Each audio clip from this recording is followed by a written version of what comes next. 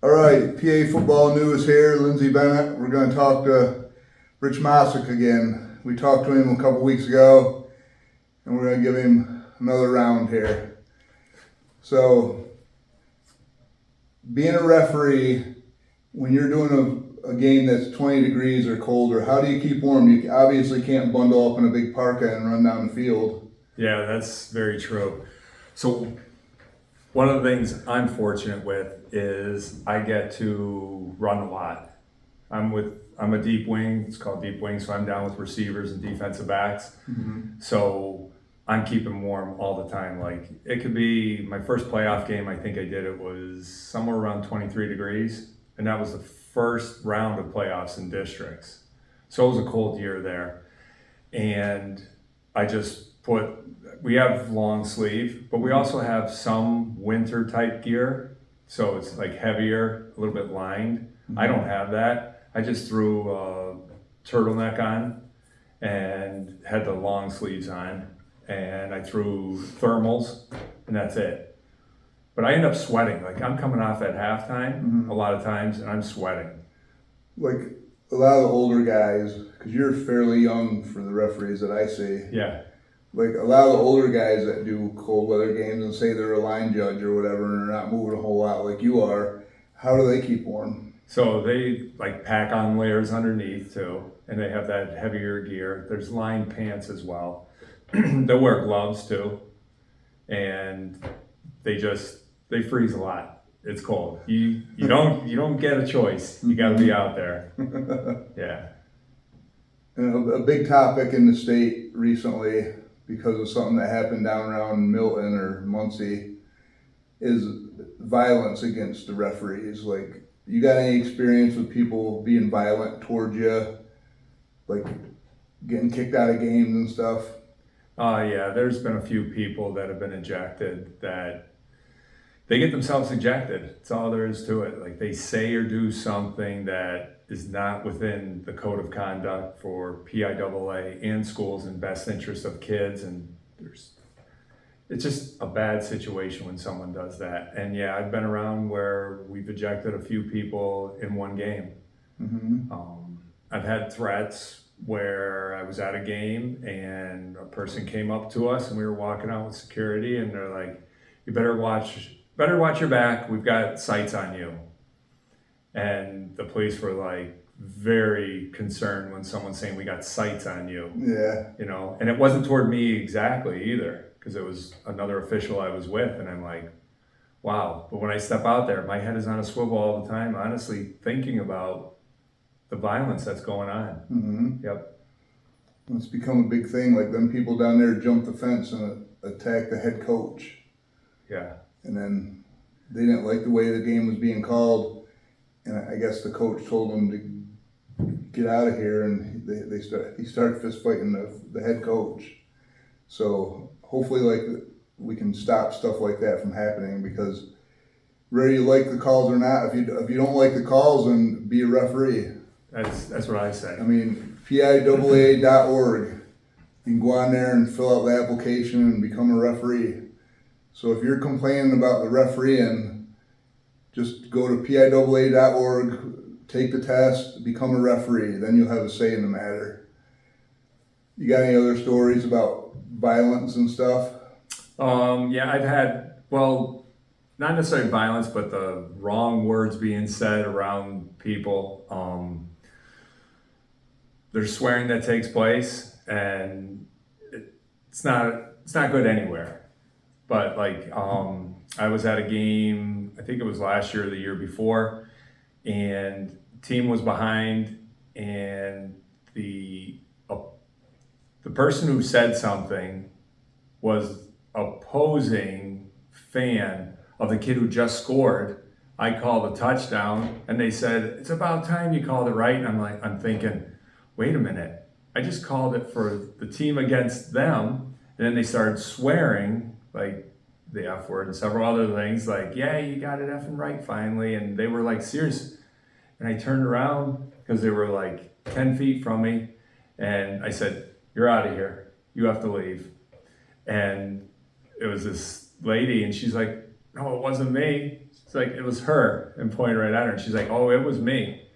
And it was like, it was too close to the field where they were at. I mean, they're literally like, it's the track, and they were on the track right next to it. Players, fans, everybody else hearing that, and you just can't let that go. So did you have to stop the game until that lady was escorted out, and then you started up again? Yeah, and it was not a just leave. It was a big show put on by her. Police were coming, everything else, and then it was threats and stuff. And I'm like, okay, I'm just doing my job here. Like, and I called it right, and she even said I called it right, and she was mad about it for some reason. Maybe it was a strike she didn't care for. Yeah. Yep. I don't know. It's goofy. There's goofy stuff. It's a strange world out there we live in, that's for sure. Get a rule book, read the rule book, and you'll be surprised if you get into it deep enough that you wonder why something is called, or how it's called, or why it's not being called. When you really dive into it, it's more than what most people understand. And another thing that people ask about is the rules differences between like youth football, high school football, college football, and pro football. Like when they're yelling at you at a youth game, is the moral of the story they watch too much Sunday football? Absolutely. They need to go out and catch some youth games around the state. Yeah. And they'll learn the rules. Yeah. Because the trickle-down effect is youth will be the last team to implement whatever the rules that starts at the pro level, trickles down to college, trickles to high school, and then you're last in line at the youth level. Yeah, and one of the things, like if you look at college now with the 2-minute timeout, it's basically the 2-minute warning in the NFL. You know, we have other 2-minute things that go on in a game, like, you know, when there's 2 minutes to go and a half, we don't have a 2-minute timeout or anything close to that, but we do have the penalties and how they're assessed and how the clock can run is done different with 2 minutes to go. There's options on the offensive side and defensive side if they want the clock stopped or the clock running. So there's things like that that people wonder, they're like, why was the clock stopped? You know, there was a penalty on the defense and they chose to stop the clock, or they chose to run the clock when it would have been a clear, you know, different opposite. Yeah, there's a lot of rules. The offsides is a big one too. Yeah. Yeah, like they want kid jumps over, jumps back.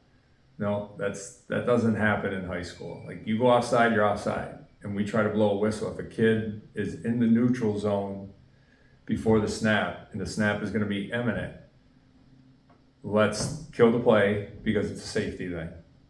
And it's over. You don't get a chance to throw a flag and the play run. Yeah. Or get back on sides. Yeah, you jump that in doesn't the happen. zone, you can't jump back and they hold the flag in their pocket and they're like, no, he got back in time. Yep. Just because you have to be across the line when they snap the ball in the pros, it hasn't trickled down to that yet, down in high school and below. Yes. Yep. The rules are so in depth at referee and at some junctures of the rule book that, like, Jimmy Shaw is the rule miser. Yes. He's the grand poobah rules up here. So he has his work cut out for him. Like, the rule book is very in depth, and if you don't keep up to date on it, you can really get lost quick. So, like, you probably don't have as much responsibility for the whole rule book as he does, but you still have to be accountable for 95% of it. Yeah. Yep. So how much of that time do you spend a week preparing for the games, reiterating what's in that playbook so you know the rules, so it becomes like breathing, you don't have to think about it? That's a regular thing. Like this morning, I just pulled out the case book and rules. So you get a case book, so you get to see scenarios and how they play out, and then also the rules. And then we have our large manual, which is like what a phone book would be. I'm going to read that actually tonight, and I'm going to go through it again. I took yesterday off of even doing anything with it, and I know what you're looking to say.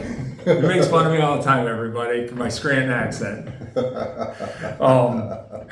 It comes up every time. I know, it's great. So I'm going to look at that, but we want to make sure, like, I may be a deep wing, but if someone goes down, am I able to hop into a 5-man crew and be the back judge?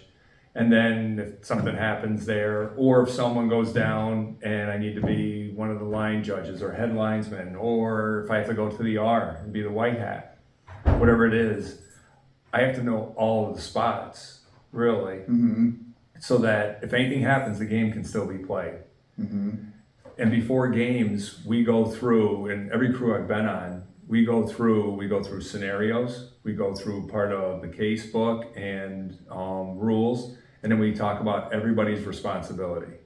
So if you're gonna be the R, we talk about all your responsibilities. And then we'll go to the next person, and we do each thing from kicks, punts, everything. Yeah.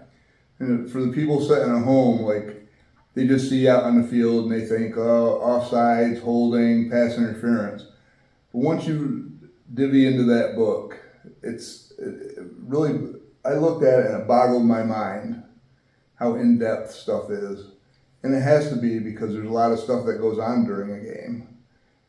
But if you were to be a referee, it has to be a full-time, part-time job. Yeah. Because you'll never be able to keep up with the rules if you're not studying consistently and keeping up with the changes and keeping up to date with everything. Yep. We watch film. I try to get film on the teams coming up, maybe a week in advance, sometimes 2 weeks in advance. And I want to see what their tendencies are. What are their corners? How do they move? What do they do with their hands? Stuff like that. But more formations. Yeah, if I see a kid who's grabbing all the time and stuff like that, now I'm going to be like, okay, I try to give, a fresh start for everybody until he does it. But I could see how players are, what are some of their techniques and stuff. But we like to also look at, hey, what formations do they do that are not the usual, not the typical? Whether, hey, one team in the NTL in particular would run every extra point a certain way with their holder, never had a knee on the ground. So at any point, it could always be a fake. So we always had to be aware of that. We see covered tight ends a lot. And all of a sudden, that's a big one that I talked to Jimmy about. Sneaking players out. Yeah. Yep. You can't let yourself lapse during the game. And there's a moment where you catch yourself and it's like, nope, I can't let this happen.